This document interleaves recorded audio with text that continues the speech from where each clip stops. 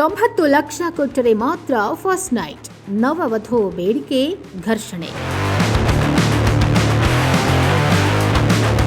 ಉತ್ತರ ಪ್ರದೇಶದ ಆಗ್ರಾದಲ್ಲಿ ವಿಲಕ್ಷಣ ಘಟನೆಯೊಂದು ನಡೆದಿದ್ದು, ಮದುವೆಯಾದ ಮೊದಲ ದಿನವೇ ಆ ಮದುಮಗನ ಆಸೆಗೆ ನವವಧು ಭರ್ಜರಿ ತಣ್ಣೀರು ಎರಚಿದ್ದು, ಮೊದಲ ರಾತ್ರಿ ಎಂದರೆ ಬೆಚ್ಚಿ ಬೀಳುವಂತೆ ಮಾಡಿದ್ದಾಳೆ.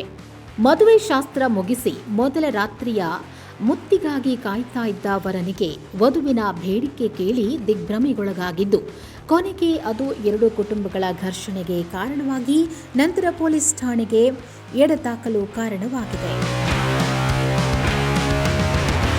ವಿಷಯ ಏನಪ್ಪಾ ಅಂದ್ರೆ, ಒಂದಲ್ಲ ಎರಡಲ್ಲ, ಬರೋಬ್ಬರಿ 90 ಲಕ್ಷ ರೂಪಾಯಿ ಬೇಡಿಕೆ ಇಟ್ಟಿದ್ದಾಳೆ ಆಕೆ. ಆಗ್ರಾದ ಜಗದೀಶಪುರ ಪ್ರದೇಶದ ವ್ಯಕ್ತಿಯೊಬ್ಬ ಹತ್ರಾಸ್ನ ಯುವತಿಯನ್ನ ಮದುವೆಯಾದ. ಮದುವೆ ಆಚರಣೆ ಶಾಸ್ತ್ರಗಳು ಅದ್ಧೂರಿಯಾಗಿ ಮುಗಿದು ಹೋದ್ವು. ಸಂಪ್ರದಾಯದಂತೆ ನವದಂಪತಿ ಶೋಭನದ ಕೋಣೆಗೂ ತೆರಳಿದ್ರು. ಮೊದಲ ಮಿಲನದ ಕನಸಿನಲ್ಲಿದ್ದ ಗಂಡಿಗೆ ನಿಜಕ್ಕೂ ಶಾಕ್ ಆಗುವ ಸ್ಥಿತಿ ಬಂದೊದಗಿದೆ. ಮಧುಮಗಳು 90 ಲಕ್ಷ ರೂಪಾಯಿ ನಗದು ಹಣ ನೀಡಬೇಕು ಅಂತ ಹಠ ಹಿಡಿದಿದ್ದಾಳೆ.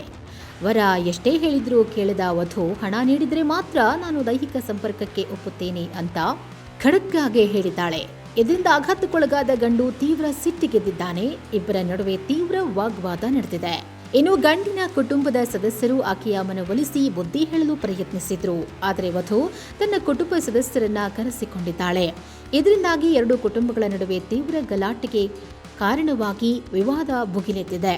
ಕೊನೆಗೆ ಹೆಣ್ಣಿನ ಕಡೆಯವರು ಹುಡುಗನ ಕುಟುಂಬ ಸದಸ್ಯರ ಮೇಲೆ ದಾಳಿ ನಡೆಸಿ ವಸ್ತುಗಳನ್ನು ನಾಶಪಡಿಸಿದ್ದಾರೆ. ಅದು ಅಲ್ಲಿಗೆ ನಿಂತಿಲ್ಲ. ಕುಟುಂಬವನ್ನ ಮನೆಯೊಳಗೆ ಕೂಡಿ ಬೀಗ ಹಾಕಲಾಗಿದೆ. ಮನೆಯಲ್ಲಿದ್ದ PNG ಗ್ಯಾಸ್ ಪೈಪ್ಲೈನ್ ಒಡೆದು ಗ್ಯಾಸ್ ಸೋರಿಕೆ ಮಾಡಿ ಮನೆಗೆ ಬೆಂಕಿ ಹಚ್ಚಲು ಪ್ರಯತ್ನಿಸಿದ್ದಾರೆ ಅಂತ ದೂರಿನಲ್ಲಿ ಆರೋಪಿಸಲಾಗಿದೆ. ನೆರೆಹೊರೆಯವರ ಸಕಾಲಿಕ ನೆರವಿನಿಂದ ಗಂಡಿನ ಕುಟುಂಬದ ಸದಸ್ಯರು ಅಪಾಯದಿಂದ ಪಾರಾಗಿದ್ದಾರೆ.